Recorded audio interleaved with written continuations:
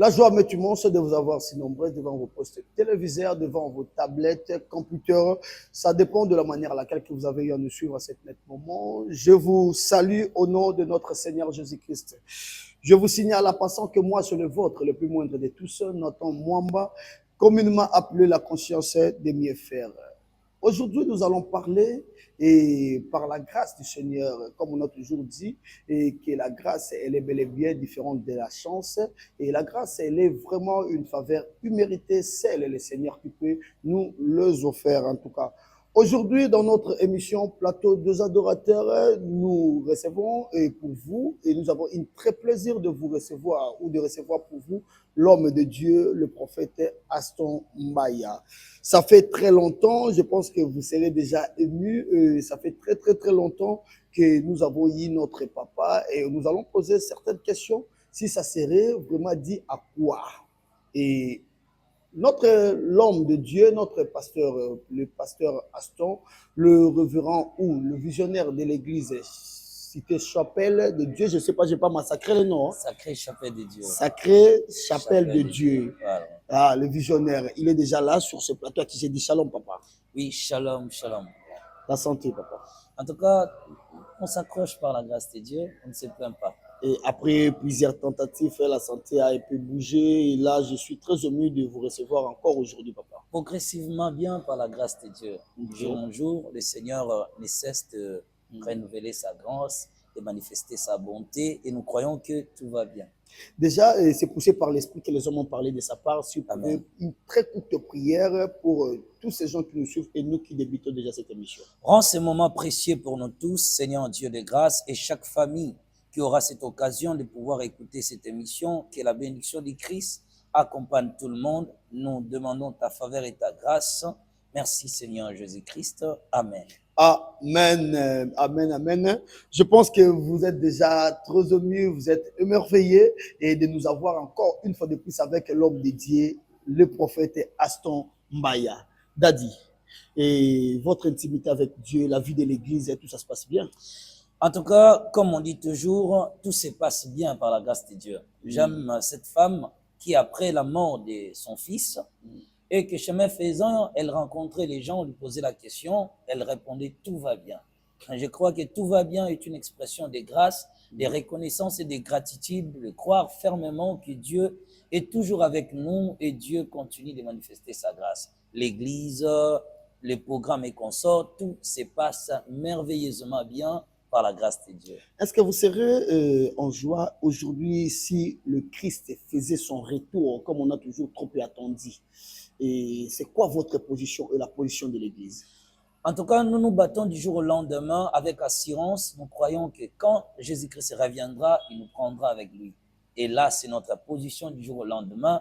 Nous croyons fermement que nous sommes en train d'accomplir parfaitement la mission de c'est pourquoi Dieu nous a mandatés sur la terre. Et étant l'Église, nous préparons les âmes à la rencontre de leur Créateur. Certainement, certains verront le retour de Jésus-Christ et d'autres le rencontreront peut-être après la mort. Jadis, peu importe la voie, le plus important pour nous, c'est de pouvoir rencontrer les maîtres après notre vie sur la terre. Un père de plusieurs églises maintenant et qui a commencé ou qui a vu le jour à Matete, si je ne m'amuse pas. Oui, certainement. Merci beaucoup. Et aujourd'hui, vous êtes un peu partout dans le monde et dans plusieurs pays. Mais on a constaté qu'il y a eu un peu de la pause. Et donc, vous n'avez pas fait de mouvement. C'était dit à quoi, Daddy? Certainement, il y a eu plusieurs réalités, la santé consort, bon, un peu plusieurs problèmes liés à la santé, mais chaque jour, on s'améliore quand même. Le Seigneur nous fait grâce, la situation s'améliore, mais nous croyons que tout va bien. Et cela est dit à plusieurs responsabilités aussi, mais je crois d'ici peu, nous allons recommencer nos déplacements au mois de juin, juillet, août. Je crois qu'on aura plusieurs déplacements dans le monde et le Seigneur nous fera quand même du bien. Bon, en parlant des églises, c'est vrai, la communauté s'est étendue dans plusieurs pays du monde. Mais je crois que dans la vie chrétienne, ce qui est plus important, c'est notre marche quotidienne devant le Seigneur Dieu. Si on regarde ce qu'on les réalisations sur la terre portent paix pour notre appartenance à Christ. Du jour au lendemain, nous devons servir le Seigneur avec plus de crainte, plus de respect, plus de révérence, car l'objectif est de pouvoir rencontrer le Seigneur. Vis chaque seconde, chaque minute dans la crainte de Dieu, car tu ne sais pas les moments. Car la Bible dit, si le juste se confie à sa justice et pratique les péchés, il ne reste, voilà, il perdra toute sa justice. Voilà, pour garder sa fidélité, il faut continuer à marcher de manière cohérente et déterminée dans la présence de Dieu. En parlant de l'appartenance, parlons un peu des hommes de Dieu, parlons de l'Église comme question d'actualité.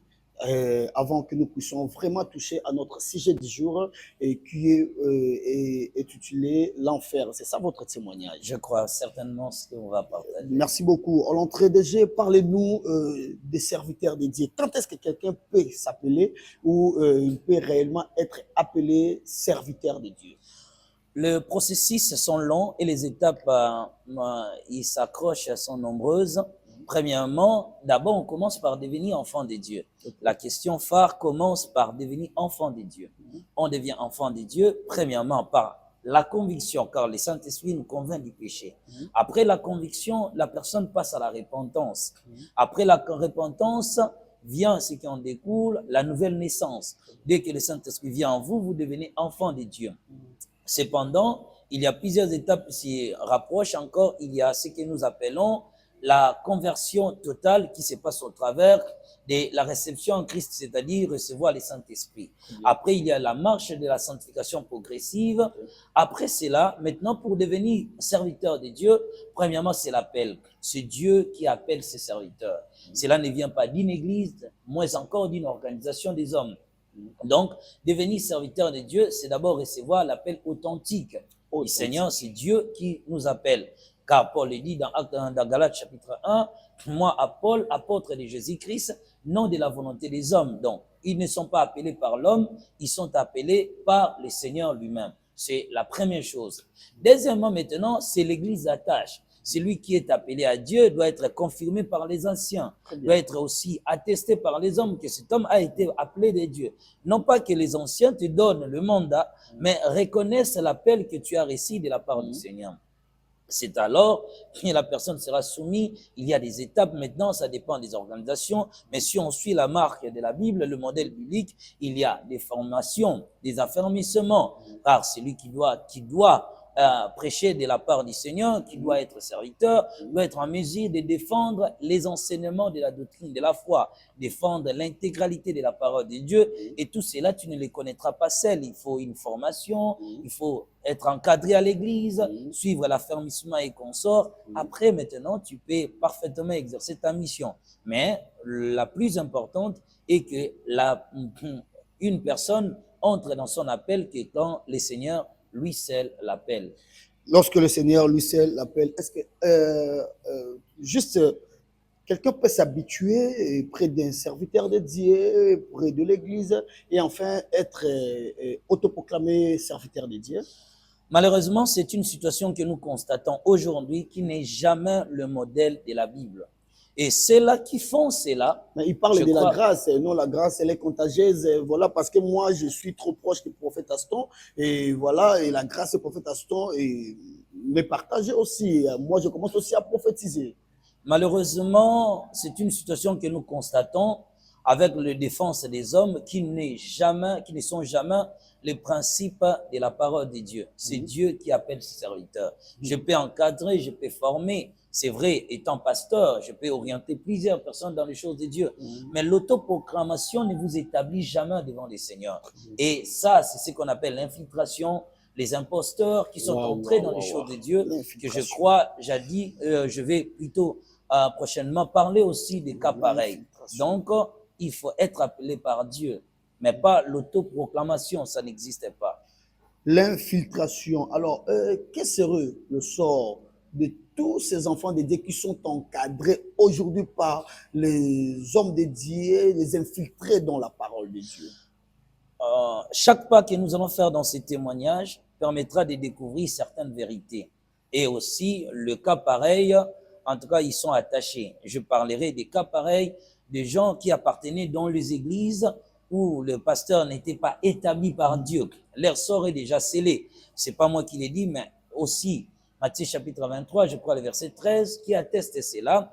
Vous pharisiens, vous ne savez que vous n'avez pas part à la vie éternelle. Matthieu 23, 13. Oui, si on peut vérifier. Très bien. 13.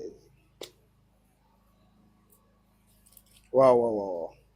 C'est chaud, c'est chaud, c'est chaud, c'est chaud. Malheur à vous, scribes et pharisiens hypocrites, parce que vous fermez aux hommes le royaume des cieux, vous n'y entrez pas vous-même et vous n'y laissez pas entrer ceux qui veulent entrer. Voilà, ceux qui appartiennent à des églises pareilles, des gens qui ne sont jamais appelés de Dieu, eux aussi suivent le chemin de la perdition, malheureusement. C'est ça les principes. Merci beaucoup l'homme de Dieu. Tant de questions, vu que ça fait un très bon moment qu'on n'a pas eu à partager le même plateau, mais par la grâce du Seigneur, n'est-ce pas? Aujourd'hui, on est encore ensemble. Amen. Et une dernière question pour que nous y entrons, en tout cas, dans notre sujet du jour. Daddy, parlez-nous de miracles, prophéties et autres. Aujourd'hui, beaucoup plus de serviteurs de Dieu, ils se basaient dans des prophéties avec des trucs de numéros téléphoniques, juste pour, je ne sais pas moi, pour... en tout cas, je ne veux pas dire autre chose. J'aimerais que cela sorte de vous. Et par rapport à tout ce qui se passe là, il y a une liaison avec la Bible. Par sa promesse, avant d'aller au ciel, Jésus-Christ a dit que vous ferez ce que moi j'ai fait et vous en ferez même de plus grand. Okay. En se référant à ce que le Christ a accompli à son époque, il a ressuscité le mort, Jésus a cité les noms de Nathanaël et consorts. L'Église peut opérer dans une dimension très élevée et même faire au-delà de ce que le Maître a fait. Mais le plus important, c'est le discernement spirituel. Car ce n'est pas seulement le miracle ou bien le prodige que le Seigneur opère qui atteste sa présence parmi son peuple, mais surtout c'est sa présence qui se manifeste au sein d'une église locale ou bien opérée au travers des hommes de Dieu. C'est vrai, nous vivons à une époque de la confusion, comme la Bible l'a promis. Nous sommes au temps où l'Apocalypse est en train de voir ces jours sur la terre. Il dit à ce temps, le diable sera aussi capable de faire descendre des feux au ciel. Mais il faut toujours savoir que tout ce que l'ennemi opère sur la terre, l'en a vu aussi quelque part. On ne parlera pas des faux dollars s'il n'a jamais existé de vrai. Donc, le miracle authentique et le prodige et le prophétie réelle existent, mais aussi il y a une contrefaçon de la part de l'ennemi. Donc, nous vivons aussi à l'époque de la contrefaçon, où le diable sert de contrefaire ce que le Christ a opéré et ce que l'Église authentique aussi manifeste. Mais on ne peut pas, et surtout ces choses-là attestent la présence même du Saint-Esprit parmi nous, mais aussi il faut avoir le discernement, que le vrai ne se taise pas quand le faux essaye d'émerger. Que le vrai ne se taise pas quand le faux essaye d'émerger. Avez-vous déjà entendu parler des Makiona? Oui. C'est une situation connue et vous l'avez déjà vécu au Talipena Bouillé, vous êtes là devant l'écran en regardant comme ça et vous vous dites à vous-même que non, en tout cas ça, ce sont des fabrications de miracles. Oui, le moyen le plus sûr pour tout enfant de Dieu, c'est 1 Corinthiens chapitre 2 qui parle maintenant de ce moment-là, que celui qui a l'esprit juge le tout. Celui qui a l'esprit du Seigneur est capable de juger, connaître les vrais et les faux. J'en ai vu plein à la télévision et consorts, même en présentiel, qu'à cela ne tienne. Essayons de mettre aussi en place ce que le Seigneur nous a donné. Et après avoir vécu ça, qu'est-ce que vous vous êtes fait? Qu'est-ce que vous êtes dit en vous-même? Qu'est-ce que vous avez eu à faire pour épargner les enfants de Dieu? J'insiste toujours d'interpeller l'Église et aussi surtout les hommes de Dieu, enfants et ceux qui suivent des formations à l'Église. Je ne cesse d'y parler de ces choses. Car d'une manière ou d'une autre, l'homme est toujours tenté face à la pression du monde. Certains ont cédé aussi, mais le plus important pour nous, c'est d'interpeller l'Église, d'avoir un peu plus de discernement. Car je peux vous citer, je peux parler des hommes de Dieu, citer les noms, mais ils sont nombreux, même ceux qui sont connus et moins encore connus. Et le plus vilain est que la majorité de ceux-là qui opèrent ça sont à la montagne, on les rencontre à la rue, dans des bis, au marché, consorts.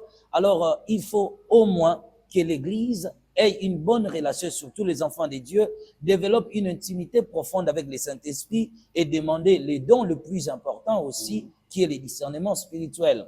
Permettre de connaître, de juger les faux et les vrais. C'est très important. Si on ne parle pas ainsi, il n'y aura pas d'aurore, comme nous dit la Bible. En tout cas, c'était ça, quelques questions d'actualité qu'on a eu à préparer pour notre très belle émission d'aujourd'hui. L'homme de Dieu, l'apôtre Aston Baya, est déjà là sur ce plateau. Il va nous parler de lui. Je ne sais pas, le grand maître qui est là, les bidons qui sont là derrière nos différentes caméras. Et s'il pouvait nous mettre juste, je ne sais pas moi, il y a un truc publicitaire, il y a quoi, qu'est-ce qui est prévu là pour nous ramener directement dans notre sujet du jour. Merci beaucoup. Déjà, l'homme de Dieu, parlez-nous de l'enfer.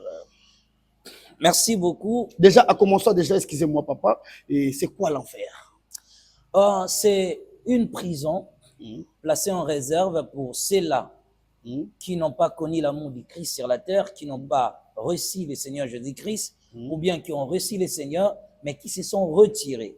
Se retrouvent dans cet endroit traité ou considéré comme une prison provisoire, où les hommes sont gardés en attente du jugement éternel. Alors, quand les hommes quittent la terre, ils sont envoyés dans cet endroit. Ils sont dans une prison de tourments, je dirais, provisoire, car nous attendons la grande sentence ou bien le grand jugement qui ne se manifestera qu'à la fin du monde. Car après un temps, il faut que l'Église soit enlevée, il faut la grande tribulation et qu'on sort, mais au bout de tout de compte, il y aura la fin du monde. C'est-à-dire, après ce moment-là, Satan et les diables seront jugés et ses serviteurs seront jugés et jetés dans les tangs de feu. C'est comme ça que l'enfer aussi sera jeté à l'étang de feu.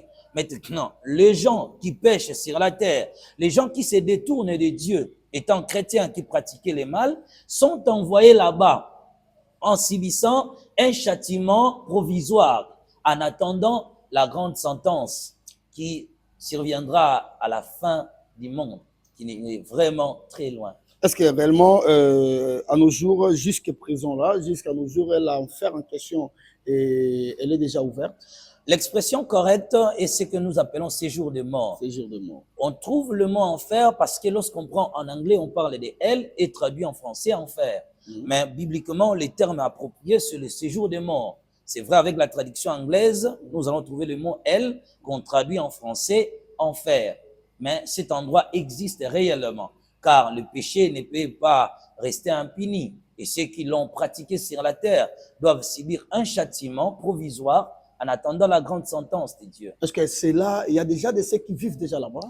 Certainement, pour le comprendre, faisons la différence entre un cachot où lorsque vous commettez une infraction, on vous traîne dans, je ne sais pas, poste de police et il y a un cachot là-bas. La personne est gardée provisoirement. Et si au pays, on dit que la personne peut rester dans un cachot que 2 jours. Après, il sera directement déféré au parquet. Il peut rester quelques jours encore. Après les enquêtes, il sera directement envoyé à la grande prison Makala. C'est pareil avec l'enfer. Dès que la personne meurt sur la terre, il est envoyé au cachot. Là, on peut le considérer comme cachot. Donc, c'est-à-dire une petite prison provisoire où la personne subit quelques sentences en attendant la grande prison où il peut subir sa peine éternelle. Qu'est-ce que le Seigneur vous a montré par rapport à l'enfer? Si on peut déjà débuter notre témoignage. Aujourd'hui, j'aimerais aborder une partie de l'enfer que je n'ai jamais témoigné. C'est-à-dire, je vécu cette expérience durant un certain moment. Mais la partie qui m'intéresse aujourd'hui, c'est ce qui s'est produit 20 avril, que je n'ai jamais témoigné. La grâce de Dieu m'a permis de visiter les séjours de mort pendant 351 jours. J'allais en enfer et je revenais avec la grâce, avec le Seigneur. Mais il y a quelque chose qui était marquant dans cette histoire.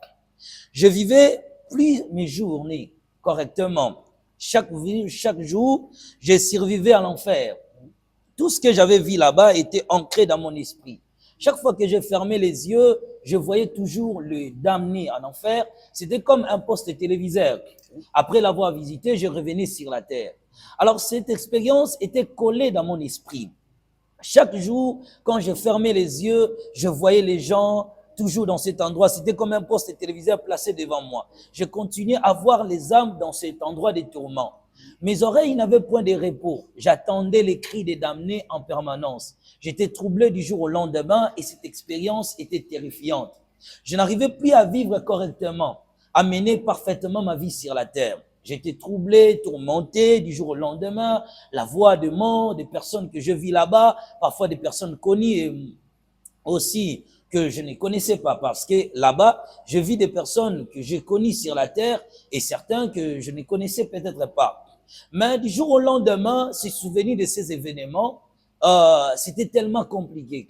Chaque fois que je fermais les yeux ou je tentais de dormir, je continuais à voir les âmes en train de déferler dans le feu de l'enfer, tourmentées par les démons, des cris perçants continuaient à vraiment inonder mon cœur. Et c'était compliqué cette expérience.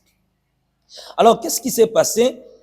20 avril, une nuit, alors que je dormais paisiblement, au milieu de la nuit, voilà, comme je disais, à un certain moment, mon âme était tourmentée. Les cris perçants des âmes continuaient à traverser mes oreilles. C'était tellement perçant et dérangeant. Mais je forçais, j'ai tenté de dormir et en tout cas, ça ne marchait pas. J'étais agité, troublé profondément dans mon sommeil. Au bout d'un certain moment, j'ai commencé à écouter le son de la musique. J'attendais le son de la musique qui résonnait dans mes oreilles d'une foule immense qui chantait ces cantiques. Inscris mon nom, Seigneur, dans ton livre. Inscris mon nom, Seigneur. J'étais chrétien, oh, si la terre, oh, inscris mon nom, Seigneur. Alors, des cris perçants de ces cantiques résonnaient fortement dans mes oreilles et ça devenait insupportable. Je n'avais plus de sommeil. J'ai tenté maintenant de me réveiller parce que j'étais dérangé au milieu de la nuit. Quand je me suis réveillé en sursaut, croyant que je me réveillais physiquement comme ça, soudain, je fus frappé par l'intensité d'une lumière. C'était une lumière étincelante qui me frappa dans les yeux et je fus comme une personne qui a perdu la vie. Je ne voyais absolument rien.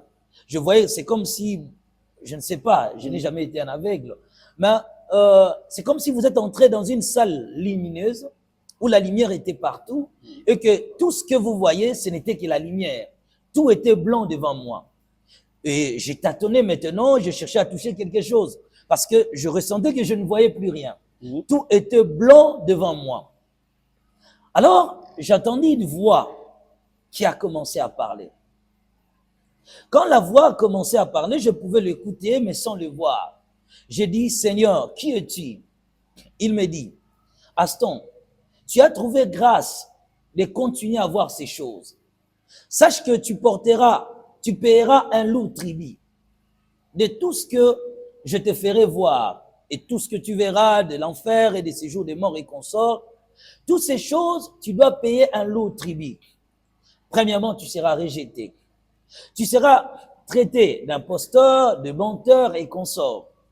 Le diable aura plus d'avance pour combattre ce que tu verras. Il combattra ton expérience par plusieurs moyens. Il se servira des serviteurs et consorts qui s'élèveront contre ces expériences pour les combattre. Le diable utilisera tous les moyens qui seront à sa disposition pour que cette expérience ne soit pas acceptée aux hommes. Le poids de cette expérience sera ancré sur ton corps. Sache-le bien, tu as reçu une mission comme celle de Jérémie. C'est lui qui viendra dire la vérité, mais dont la vérité se tournera contre lui. Les diables feront tout pour semer l'incrédulité dans les cœurs des hommes. Ça sera difficile pour que le monde l'accepte. Car avec le moyen qui sera mis à sa disposition et dont moi, le Seigneur, je permettrai que ce combat aille lieu pour que tu sois affermi. Sois fidèle. J'aimerais répéter réellement la phrase. Allons-y. Il a dit ceci.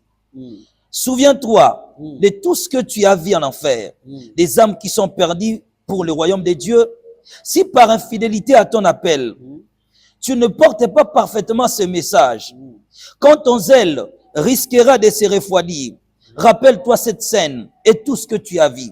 Quand l'avenir, tu affronteras les nombreux problèmes qui accompagnent généralement les services pour le Seigneur et qui découragent ses fidèles serviteurs. Alors ta mémoire se rappellera cette vision des âmes qui risquent de se perdre éternellement et stimulera ton courage défaillant pour que tu ailles jusqu'au bout de ta tâche que le Seigneur t'a confiée. Il a commencé à m'expliquer le problème que je confronterai dans mon ministère. Tout ce qui t'arrivera, le diable fera en sorte, il créera des visions, des songes, tout cela, tous ces moyens pour que tu sois rejeté, pour que le monde n'accepte pas ce que tu as vu, pour que le monde ne croit pas à ce message. Mais ce qui doit te réconforter, ce qui doit te donner la force de continuer la mission, c'est de se souvenir de tous ces âmes qui sont perdues en enfer, de toutes ces scènes qui continuent et qui continuera à revivre sur ta vie, sur ta conscience, du jour le jour. Alors, lorsqu'il a fini de parler ainsi, je ne voyais toujours rien, mais je continuais à écouter la voix de la personne. Il dit maintenant, vois dans ma lumière. Et quand il dit ça, vois dans ma lumière, je vis devant moi un être lumineux et glorieux. Derrière lui, il y avait une armée angélique qui continuait à résonner la même chanson. Inscris mon nom dans ton livre. Je parle d'abord de sa description, si je peux un peu le décrire. Vas-y, papa. L'être qui était devant moi se présentant. Il me dit, je suis la parole vivante. Ok. Je suis la parole vivante. Je suis venu vers toi pour te fortifier, pour que tu remplisses fidèlement ma mission sur la terre. Ok. Derrière lui, excusez, Prenez votre temps, papa. Ok. derrière lui, comme je parlais, il y avait une armée angélique, une foule d'anges immenses que je ne peux décrire. Tous étaient vêtus en blanc, continuaient à répéter, à chanter ce même cantique. Au bout d'un certain moment, ils ont continué encore à chanter ces cantiques. Voilà que je demande à la presse de nous proposer. Voilà. J'ai essayé aussi de les chanter sur la terre. Ok. Ya ya oh, ya ya oh. Ya ya oh, ya ya oh. Ya ya oh, ya ya oh. Je suis connecté au ciel. C'était des adorateurs éternels qui chantaient. Quand il s'est présenté devant moi comme étant la parole vivante, c'est à ce moment-là que je me suis prosterné. J'ai commencé à l'adorer, à le glorifier. Vous l'avez vu comme ça? Oui, oui. Comme je disais, il ressemblait à une silhouette lumineuse. En tout cas, ce que je voyais, c'était comme, voilà, je peux simplement le décrire comme une silhouette. Parce que c'est comme si tu vois l'étoile au ciel. C'était comme ça, mais cette fois-ci, elle s'est présentée comme étant la parole vivante. Ok. Elle dégageait une lumière intense. Je ne peux, quand même, je ne saurais pas. Vraiment, je ne trouve pas de vocabulaire pour décrire son visage. Et tout ce que je peux voir, c'était vraiment l'apparence comme d'un être humain, de bras comme ça, et qu'on sort avec sa robe. Mais ces jours-là, c'était tellement indescriptible. Je manque avec la pauvreté du langage humain de trouver vraiment de mots appropriés pour associer. Ok. Mais si je utilise un peu plus de symboles, comme nous le savons tous, même dans la Bible, parfois Dieu utilisait des symboles pour faire comprendre son action sur la terre. Et tout ce que moi j'ai retenu, c'était l'image là que je peux utiliser comme une silhouette lumineuse pour faire comprendre le langage de Dieu parmi les hommes. Mais hormis ça, je ne trouverai pas d'autres mots. Quand j'ai commencé à dire, Seigneur, pourquoi seulement moi? Parce que lorsqu'il a dit ça, je sentais sur moi le poids de la mission, que ce n'était pas facile. Alors j'ai dit, Seigneur, pourquoi seulement moi? Il y a tant des hommes sur la terre, il y a des hommes plus qualifiés que moi. Pourquoi seulement me choisir à accomplir cette mission? Alors il me toucha maintenant sur l'épaule pour me réconforter. Il a fait un signe comme ça. Il dit, prends courage, nous allons effectuer ces voyages. Et souviens-toi de toutes ces scènes vécues en enfer, car tu dois remplir cette tâche fidèlement jusqu'à la fin. Quand il a dit cela, il m'a dit, maintenant, on doit continuer notre voyage. Nous allons effectuer plutôt le voyage. En me touchant sur l'épaule, il me dit ceci. Nous irons au carrefour de la terre, là où tous les hommes qui meurent se retrouvent avant de poursuivre leur destination éternelle. Carrefour. Voilà. Quand il a dit cela, bon, je ne comprenais pas c'est quoi les carrefours de la terre, mais soudain, nous avons commencé à marcher ensemble.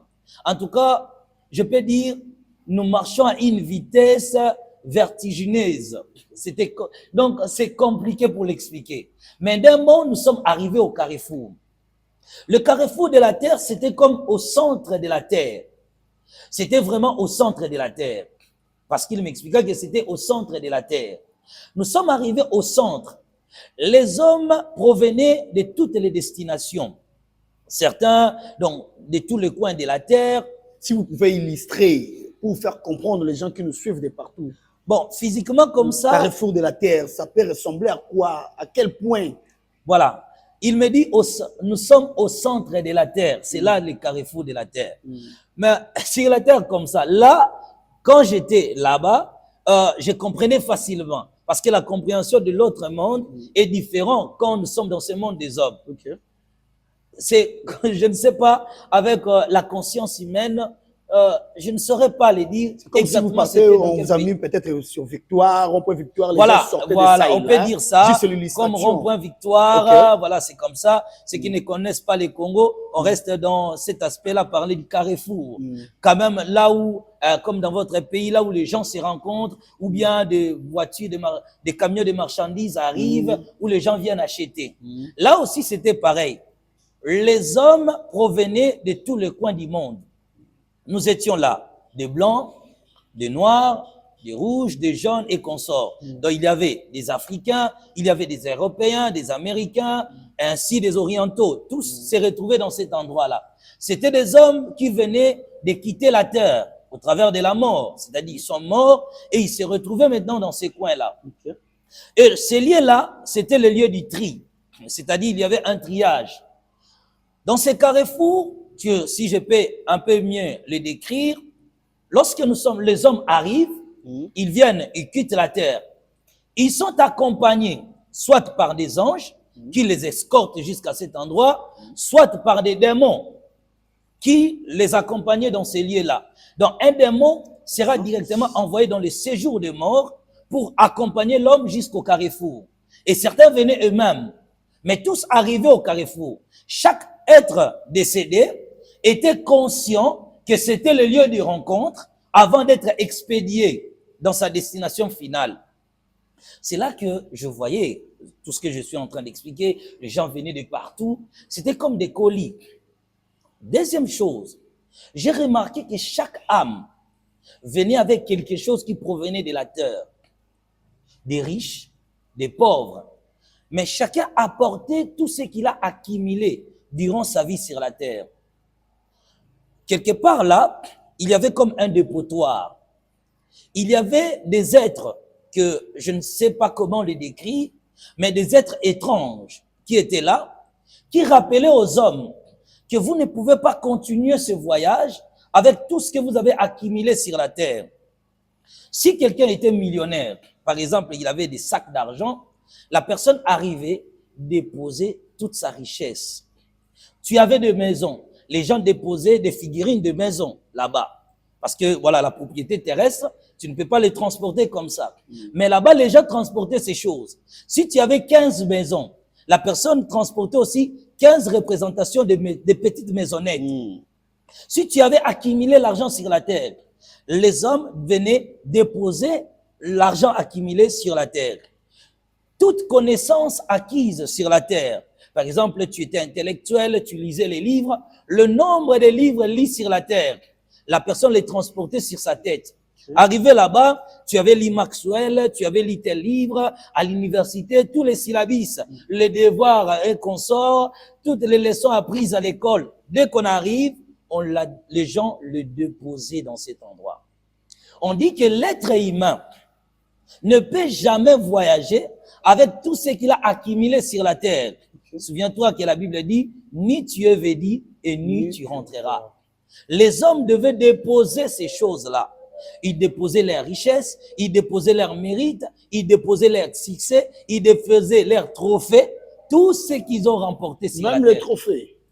Tout ce qu'ils ont accumulé, tout ce qu'ils ont gagné, la richesse, la gloire, la renommée, la considération, le voyage, l'homme partait vide.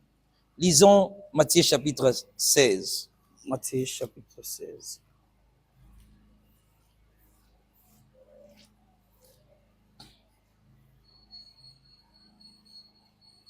verset 26.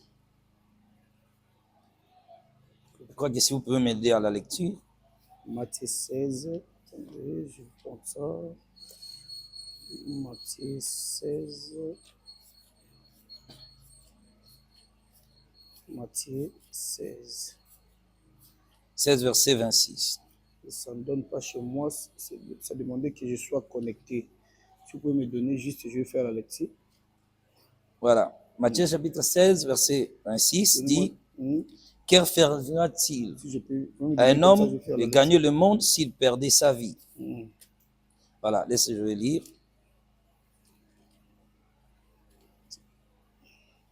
Et que servira-t-il à un homme de gagner tout le monde s'il perdait son âme?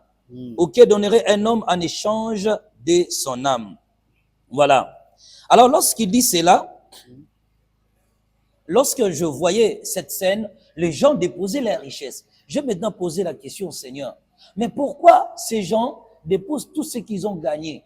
Il me dit, ce sont des mérites terrestres qui ne peuvent en aucun cas accompagner une personne après sa mort. L'argent doit être déposé, la gloire doit être déposée, les succès doivent être déposés. Dis à mon peuple que seules les œuvres accompagnent les hommes. Seul ce que tu as fait t'accompagnera. Les actions que tu as posées sur la terre.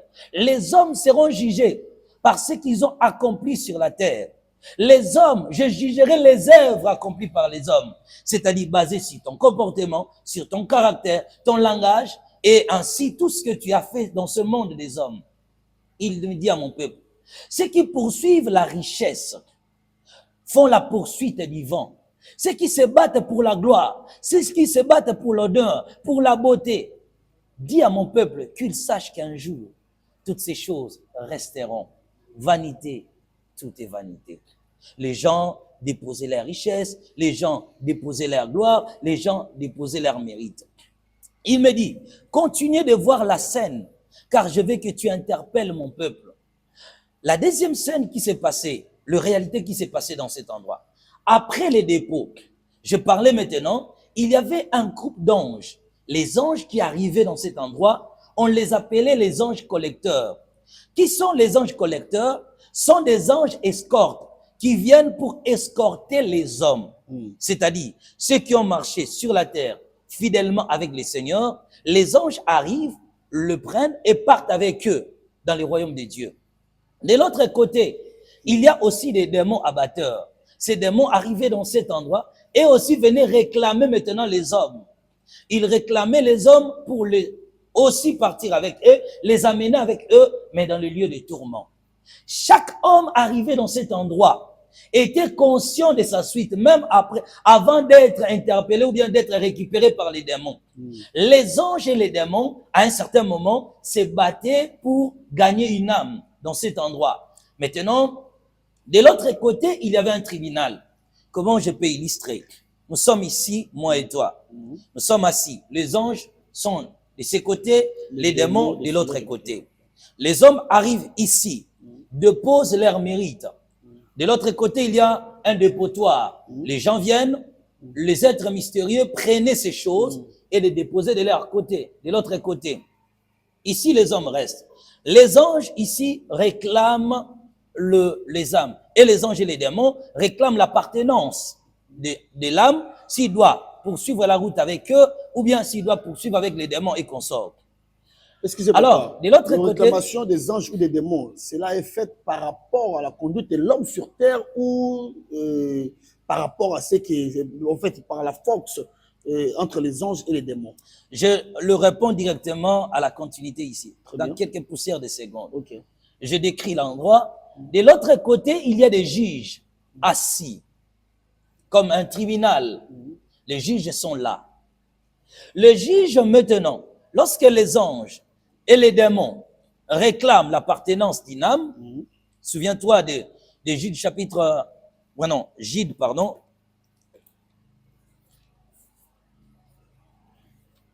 Oui. Jude.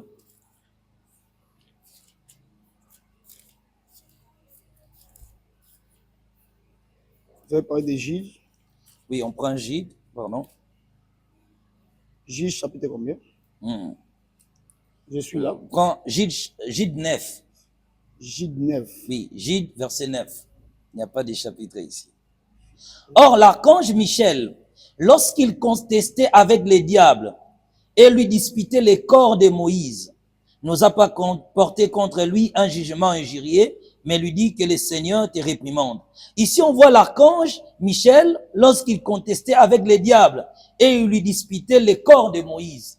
Maintenant, les démons et les anges disputaient pour ce problème-là de l'appartenance de l'âme.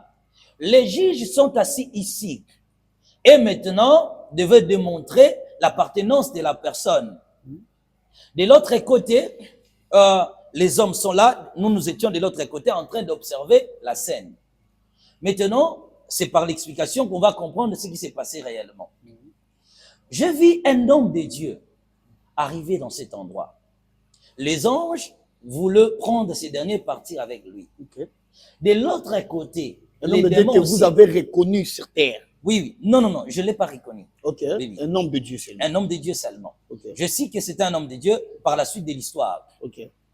L'homme de Dieu arrive ici. Quand il arrive ici, les démons aussi réclament. Toi, tu ne peux pas aller avec les anges parce que tu nous appartiens. Okay. Tu nous as servi sur la terre. Okay. Cet homme de Dieu niait les faits parce qu'il était conscient de la suite du danger. Okay. Il dit non, moi j'ai servi Dieu, je ne peux pas partir avec vous, c'est quasiment impossible, je n'accepte pas, c'est impossible, je n'irai pas avec vous. Les anges aussi disaient, cet homme a servi le Seigneur, il était pasteur. Les anges ont commencé à montrer le preuve, le lieu, d'abord son nom, son post-nom et son prénom. Ils ont montré la preuve de son baptême en Christ, les jours de sa repentance, de sa conversion, en un mot, les jours de sa conversion, son parcours dans le ministère, le nombre des âmes qu'il a gagnées, le nombre de prédications qu'il a prêchées sur la terre, le nombre de pratiques de sa prédication. Les démons aussi de leur côté ont maintenant brandi la preuve que lui doit partir avec eux. Les démons n'ont brandi qu'une seule preuve. C'était un livre des pasteurs Benny Hinn. Le livre, j'avais essayé de le trouver quelque part pour démontrer, mais je l'ai laissé. Le livre-là écrit « Bonjour Saint-Esprit ». Je crois écrit en 1990. Alors, le livre-là « Bonjour Saint-Esprit », les démons ont maintenant démontré le livre. Ils ont brandi la seule preuve devant le juge. Ils dirent, cet homme ne peut pas partir avec vous. Il nous appartient. Car sur la terre, voilà la preuve. Et les livres, c'était Bonjour Saint-Esprit. Maintenant, quand ils ont brandi la preuve, les accusations qui allaient à la contre étaient tellement accablantes, les anges se sont dit, voilà, c'est ça les livres Bonjour Saint-Esprit. Voilà les livres. Lorsque les démons ont brandi ce livre, avec les accusations qui allaient à sa contre, les anges ne pouvaient plus défendre parce que vraiment les accusations étaient très accablantes. Quand ils ont brandi le livre, les démons ont commencé à dire, tu ne peux pas aller avec les anges car ton Dieu est contre l'hypocrisie. Maintenant, le pasteur ne savait pas comment se défendre. Alors, les démons ont commencé à expliquer aux juges. Ils ont dit, première chose, cet homme que vous voyez, les démons ont commencé à relater l'histoire. Cet homme que vous voyez dénonçait sur la terre le ministère de Benny Hinn. Il combattait, il disait à son église de ne pas suivre ses prédications. Benny Hinn, c'est un faux serviteur de Dieu, c'est un menteur. Ses miracles sont faux et consorts, tout ce qu'il opérait, voilà, ses miracles sont faux, tout ce qu'il opérait, ses prédications sont fausses, des miracles, tout ce qu'il a enseigné de prospérité sont fausses. Oui, il dénonçait cela publiquement. Un jour, là c'est les démons qui parlaient au juge maintenant. Un jour, il organisait un séminaire. Voilà la preuve. Devant le juge, il y avait un poste téléviseur. Okay. Ils ont projeté l'image. Un jour, lui-même, qui dénonçait Benny Hinn, organise un séminaire sur le Saint-Esprit. Oh. Il fait les affiches et consorts. Quand il organise un séminaire sur le Saint-Esprit, il rencontre son bien-aimé, un ami, qui lui dit, pasteur, j'ai vu les affiches. Tu organises enseigné sur le Saint-Esprit. J'en connais un prédicateur qui a aussi prêché sur le Saint-Esprit. Son livre est vraiment percutant. Si tu lis cela et que tu prends l'enseignement là, tu mélanges avec ce que tu prépares, en tout cas, ça serait exceptionnel. On lui a apporté les livres, il a lu bien, béni in. Bonjour Saint-Esprit. La personne qui lui dénonçait étant faux serviteur. Il a pris les livres. Les démons disent, regarde l'image. On voit les pasteurs assis en train de préparer la prédication. Avec le livre de la avec personne le livre de la personne que lui combattait étant faux. Les démons, ils ont dit, comment il pouvait dénoncer un homme et après un certain moment, utiliser les enseignements de cet homme pour prêcher dans son ministère. C'est l'hypocrisie. Alors, il nous appartient. Quand ils ont dit cela, les anges ne pouvaient plus rien. Parce que la preuve était là. Tu as dénoncé cet homme, bien sûr. Il est faux, d'accord. Mais comment tu peux s'en servir encore de ces enseignements? Les anges ne pouvaient rien. Cet homme a commencé à pleurer. Malgré tout ce que les anges ont démontré que la personne lui les appartenait. L'hypocrisie l'a fait chuter. Tu ne peux pas dénoncer publiquement les actes de quelqu'un et que toi-même tu fais en privé. Tu ne peux pas condamner un péché en public auquel tu fais toi-même en privé. Tout ce que tu dis en public, tout ce que tu prêches doit être réellement ta vie. Comme lui savait que cet homme était dans le faux, comment après tu pouvais encore prendre son enseignement et aller prêcher dans ton église? Les démons l'ont récupéré, ils l'ont placé dans une voiture appelée « Celle tu es venu et celle tu partiras ». Sans défense, sans soutien. Après ce pasteur, j'étais maintenant très touché, ému de cette histoire. Après ce pasteur, arrivait maintenant le tour d'une sœur. Elle aussi, c'était la même scène, même histoire, les anges et les démons, et la fille maintenant, vraiment, présenter ses moyens de défense, à disant au juge que lui doit poursuivre sa route vers le royaume de Dieu parce qu'elle n'est pas coupable. Les démons ont dit, tu ne peux pas aller avec les anges, tu nous appartiens. Quelle était la cause de son arrestation dans ce lieu? Première chose, les démons vont démontrer la scène. Qu'est-ce qui va se passer réellement? La jeune fille, à ce moment-là, elle était déjà une maman. On projette son image. Alors qu'elle était jeune, elle vivait dans la maison de sa grande sœur mariée. Au bout d'un certain moment, sa sœur était tombée malade. Elle a connu un problème de la santé elle n'était plus en mesure de satisfaire sexuellement son mari. Un jour, alors que le mari conduit sa femme à l'hôpital, ils ont passé nuit là-bas et le médecin jugeait bon de pouvoir retenir la femme pour quelques jours. L'homme le matin dit à sa femme, je rentre à la maison, m'échanger, partir au travail, je reviendrai après. Comme ta famille est ici, comme ça elle peut continuer de prendre soin et moi je reviendrai après. Quand le mari rentre à la maison, il intéresse la petite sœur de sa femme, elle la propose de coucher avec elle en disant, tu sais, je ne veux pas sortir avec une autre femme, ça serait trahir ta sœur, je vais préserver mon mariage, si tu peux sortir avec moi. Lorsqu'elle a dit ça avec ses propositions, la jeune fille a résisté. Au bout d'un certain moment, la sœur, qui était servante de Dieu à l'église, elle accepta. Elle céda, elles ont couché ensemble. Après le rapport sexuel, l'homme s'est senti profondément choqué d'avoir trahi sa femme. Il dit à la petite sœur de sa femme, pardonne-moi. En tout cas, je ne le ferai plus. Ma conscience m'a reproché. J'ai promis à ta sœur de rester fidèle. Je ne peux pas la trahir. Ce qu'on vient de faire avec toi doit rester un secret. Pardonne-moi.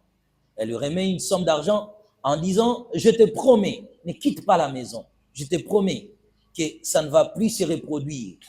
La jeune fille accepte maintenant, mais elle était choquée, blessée. Elle a quitté la maison pour 2 semaines. Elle est allée à l'église, elle pleurait, elle priait, Seigneur, pardonne-moi et qu'on sort. Après un certain moment, La sœur est sortie de l'hôpital. Maintenant, la famille a dit, mais comment toi tu restes à l'église pendant que ta sœur est convalescente, elle ne peut pas se prendre soin d'elle-même, alors que toi tu dois s'occuper de ses enfants, y compris aussi de son mari. La fille aussi ne pouvait pas dire la vérité de la situation, elle accepte de retourner à la maison. Tous deux gardèrent secret. Et le beau-frère continuait quand même de dire, en tout cas, ne dis pas à ta sœur, pardonne-moi, ça ne va plus se reproduire. Et réellement, la scène ne s'est plus reproduite. Mais qu'est-ce qui se passe à la suite? Après quelques années, la jeune fille se marie. Et ils ont gardé secret avec son beau-frère. Ils n'ont jamais parlé de ça. Ils n'ont jamais parlé de cela, ils se sont pardonnés entre eux. Au bout de quelques années, après les mariages, elle est devenue mère, elle a eu ses enfants. Après, le temps de sa mort était arrivé. C'est là où nous l'avons maintenant rencontrée. Elle venait fraîchement de quitter la terre et arriver dans cet endroit. Et les démons ont brandi la preuve d'une non-confession des rapports sexuels qu'elle a eus avec le mari de sa sœur. Écoutez bien, amis. Proverbe chapitre 28, verset 13. La Bible dit ceci. Proverbe 28, 13. Proverbe chapitre 28, verset 13. Je peux faire la lecture. D'accord. Proverbe 28. Verset 13. Oh là là. Ça ne va pas avec le truc. Voilà, laisse-moi dire. Okay. Verset 13. Celui qui cache ses transgressions ne prospère point, mais celui qui les avoue et les délaisse obtient miséricorde. Luc chapitre 12, verset 22. Il n'y a rien de caché qui ne doive être révélé. Nombre chapitre 32, verset 23. Nombre chapitre 32, verset 23. Soyez sûrs que votre péché vous atteindra. Soyez sûrs que votre péché vous atteindra.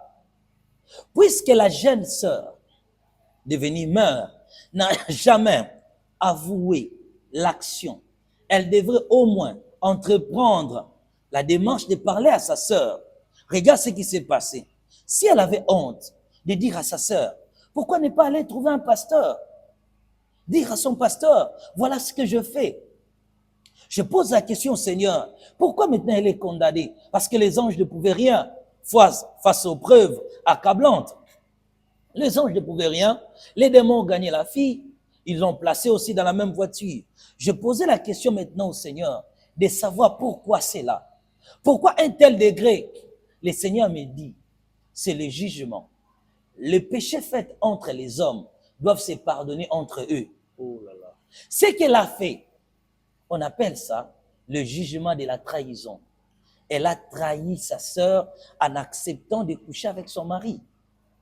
C'est vrai qu'elle avait prié, mais elle n'a pas suivi la procédure du pardon, qui ne pouvait pas se régler entre lui, elle et Dieu, ou bien entre eux, entre elle et le mari de sa sœur. Elle ne pouvait pas confesser, elle devait confesser ses péchés.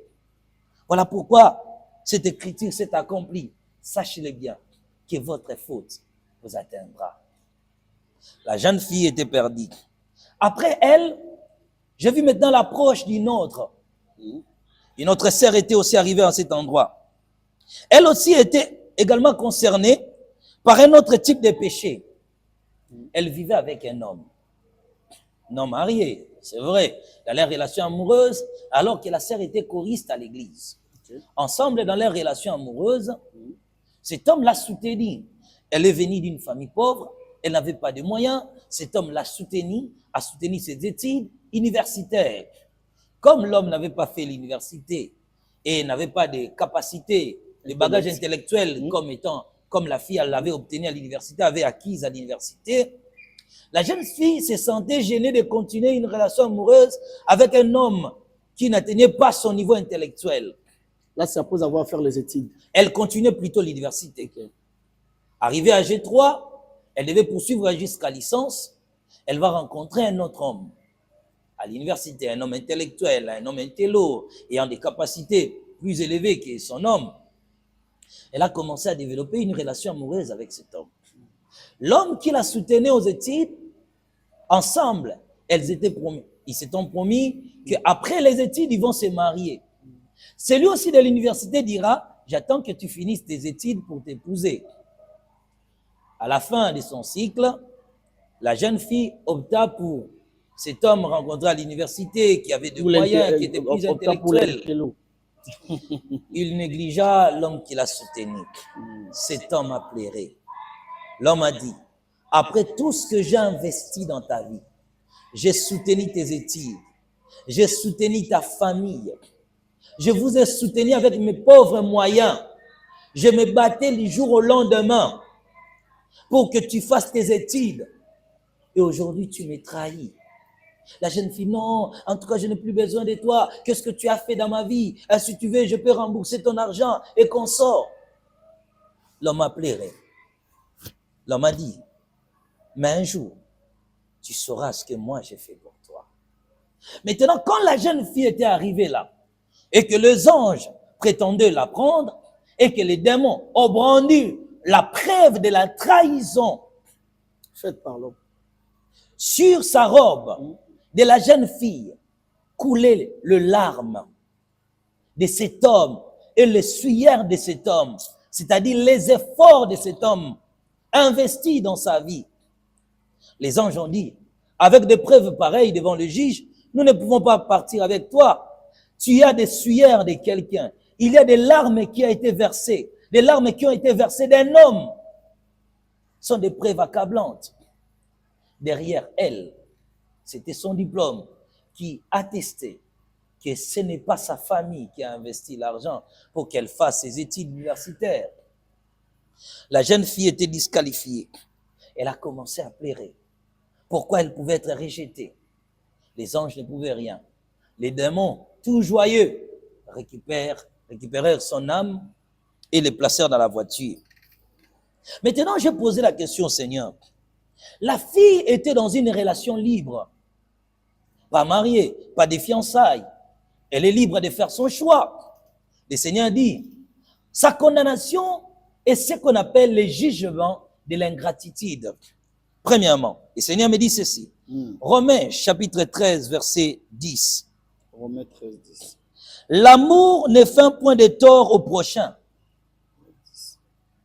De Timothée chapitre 3, verset 2. Les hommes seront ingrats, insensibles, déloyaux. Luc chapitre 6, verset 31. Tout ce que vous voulez que les hommes fassent pour vous, faites-le même pour eux. Galates chapitre 6, verset 7. Ce que l'homme aura semé, il le moissonnera. Le Seigneur me dit, son jugement est le jugement de l'ingratitude. Elle était ingrate vis-à-vis d'un homme qui a investi sa sueur dans sa vie. Cet homme travaillait nuit et jour. Mais bien sûr, ce n'était pas le mariage. Pourquoi elle a accepté toutes ses contributions dans sa vie? Cet homme s'est bâti toute sa vie, espérant qu'après les études, viendra les fiançailles et les mariages. Et elle a préféré de changer les cas, de trouver un autre homme meilleur que celui qui a beaucoup investi dans sa vie. Son ingratitude est la cause de sa condamnation. Après elle, suivit le tour encore d'un autre homme. Cet homme était condamné pourquoi? Elle utilisait son influence, son succès, sa beauté pour profiter des femmes. Il vivait avec une femme. Par exemple, vous avez une femme, vous vivez ensemble.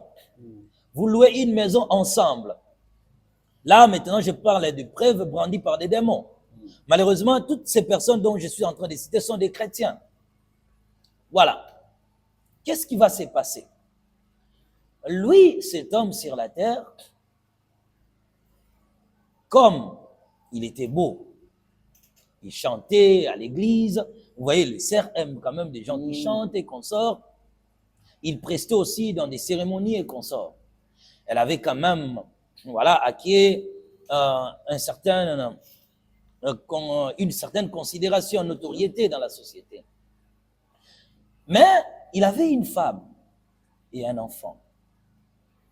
Mais comme le jeune fille, s'approcher facilement, comme les jeunes sœurs, aimer quand même quelqu'un qui a de la notoriété, qu'on sort. Il a commencé à utiliser sa beauté pour escroquer les filles. Certaines qui s'approchaient ne savaient pas qu'il est engagé. Il acceptait des relations amoureuses avec des femmes pour en profiter de ces derniers, de leur argent, de leur soutien financier et consorts. Et c'est comme ça qu'après sa mort, il a été retenu. Et son jugement était le jugement de la loyauté. Il a sa femme, mais il accepte les femmes qui venaient. Il a commencé à dire, je ne l'aimais pas. Mais comment tu ne l'aimais pas? Mais tu savais qu'elle était sérieuse vers toi. Elle venait avec beaucoup de sérieuxité. Elle voulait vraiment de toi. Toi, tu savais que tu n'avais pas besoin d'elle. Mais tu profitais de leur argent. Combien de femmes utilisent leur beauté pour escroquer les hommes? Combien des hommes utilisent leur beauté pour escroquer dans l'amour? Il y a des femmes aujourd'hui qui vivent avec 3, 4, 5 hommes. Il y a des hommes aujourd'hui qui vivent avec des femmes. On a inventé même des noms au Congo, des djidja, des ceci, des cela. Moyen de pouvoir prendre de l'argent. Je ne t'aime pas, mais j'ai juste besoin de ton argent. Je ne t'aime pas. Et surtout, les jeunes aujourd'hui, des jeunes serviteurs. Il y a une femme en Europe, je ne l'aime pas, j'ai ma femme à la maison, mais juste je prends son argent, juste je prends ses biens, juste après un certain moment, non, je ne veux plus continuer avec toi car je suis engagé. C'est l'escroquerie. Il faut restituer ces biens pris injustement. Voilà, en quelque sorte, quelques scènes qui passaient dans ces carrefours que je crois prochainement, nous allons encore continuer sur le même carrefour. En tout cas, gloire à Dieu, gloire à Dieu, gloire à Dieu. Je manque le mot et après un tel témoignage et qui n'est pas encore fini et dont on venait à peine de commencer. Et Daddy, sincèrement, il y a plusieurs questions après rien que cette stipulation, juste après cet détail que vous venez juste de nous faire. Et il y a plusieurs questions, mais je pense avoir le faire prochainement dans notre prochaine émission. C'est par là que nous allons commencer, n'est-ce pas? Et pour aider aux enfants de Dieu qui nous suivent de partout au monde, de comprendre un peu et de comprendre vraiment en tout détail pourquoi ça et comment être chrétien après avoir fait le péché, prier aussi, demander à Dieu pardon, mais le péché le poursuit quand même. Et c'est vraiment des leçons fondamentales. Merci beaucoup pour votre disponibilité. Alors, c'est déjà pour quand le prochain émission? En tout cas, je crois la semaine prochaine. Voilà, le Seigneur, que Dieu nous fasse grâce, qu'il nous donne la force et nous sommes disponibles pour continuer à parler de la part de Dieu.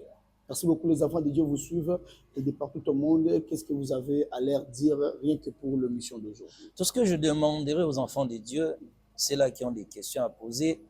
Voilà, sur, je crois, la bande filante, il y a nos numéros, différents numéros qui sont affichés. Si vous voulez poser des questions, comprendre ce qu'il faut faire, ceux qui ont exploité les autres par amour, par influence, qui ont utilisé, on verra plusieurs choses. Les gens qui ont escroqué les gens par rapport à leur poste, comme il était recruteur, je ne sais pas quoi, et il profitait de cela pour demander de l'argent, alors que l'entreprise voulait engager gratuitement les gens. Comme lui, c'était l'employé, c'est lui qui devait recruter les gens. Il demandait de l'argent. Il y a beaucoup qui ont abusé même à qui ont fait ces choses-là. Oui. Alors, le principe du pardon existe. La réparation est la voie fondamentale. C'est-à-dire, il y a la restitution, trouver des victimes qui sont... Vous savez, il y a des entreprises où, par exemple, un homme qu'on parlera prochainement, cet homme est arrivé là pourquoi? Il devait engager 5 personnes. C'était lui le recruteur. L'entreprise dit, nous avons besoin de 5 personnes compétentes dans tel domaine. Il sait réellement ça. Mais lui lance l'appel, il prend plus de 500 candidats, moyennant $50 pour le poste. Et au bout du compte, il ne prend que 5 personnes de sa famille et escroquer plusieurs personnes. Combien l'ont aussi fait? Dieu nous appelle à la restitution, à la réparation, à restituer les biens des gens que tu as pris injustement. Tu peux prier, tu peux être à l'église, tu peux marcher dans la crainte de Dieu comme tu le prétends. Mais quand ces choses sont en toi, tu ne verras pas le Seigneur. Voilà, j'appelle le peuple de Dieu pas comme une condamnation. Jésus nous aime, il nous appelle à la réparation, à la restitution. Si tu as des choses que tu as pris injustement, Dieu t'appelle à restaurer, à restituer les biens que tu as pris. Le chemin du pardon est encore là. Jésus est mort pour nous. Il s'est sacrifié pour que nous puissions hériter les ciels. Dieu nous aime. Merci beaucoup. Le chemin du pardon est encore là. Jésus est mort pour nous. Et alors, comme papa venait à peine de nous le dire, et que celui qui garde ce péché ne prospère point, mais à celui qui l'avoue, il obtient la miséricorde. Mais il y a un formule, n'est-ce pas, pour bien faire cela, la restitution. Pas de problème, hein? C'est pas facile, hein? Aller chercher 500 personnes à qui tu as escroqué et que tu as pris de l'argent d'une manière frauduleuse et commencer à les chercher. Et maintenant, admettons que tous ces gens-là, chacun est allé, l'autre a voyagé, il y a des ceux qui ne sont plus en vie, il y a des et qu'est-ce qu'il va faire? On aura tout notre temps et que vous nous expliquez un peu parce que nous avons et nous aspirons à être comptés parmi les gens qui seront avec vous au ciel, papa. Que Dieu soit loué. Merci beaucoup. Et quant à moi, je vous dis merci et merci pour votre fidélité. Merci parce que vous étiez là. Si c'est votre première fois de nous suivre à nos différentes chaînes, entre autres Adam Ministries, c'est ça la chaîne, papa. Oui. Adam Ministries Télévision. Et si que ceux qui auront cette opportunité de nous suivre chez nous, à la Vie pour tous, cette télévision, en tout cas, je vous demande de nous aider et faire ce très simple exercice qui est rien d'autre que de vous abonner massivement, de partager, de aimer. Et s'il y a des questions, écrivez-nous dans les commentaires. En dehors de ça, il y a nos numéros, il y a des numéros qui sont affichés juste là, bas de l'écran.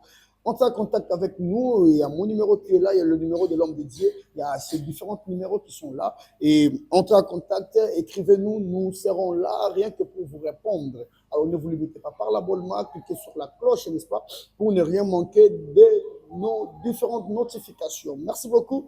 L'homme de Dieu, merci parce qu'on avait commencé par la prière. Si vous pouvez finir par la prière. Nous te disons merci, Seigneur. Que ce message trouve la place dans les cœurs de chacun. Non pas pour décourager tes enfants, mais pour les fortifier. Car ta parole dit, lorsque l'Esprit viendra, il convaincra le monde à ce qui concerne les péchés, les jugements et la justice. Saint-Esprit, fais le travail là où nous sommes limités. Je le demande par la foi en Jésus-Christ. Amen. Amen. Merci. À nous revoir prochainement. S'il n'y a pas eu la fin du monde, et je l'espère, qu'on serait encore là avec vous. Merci et au revoir. Merci.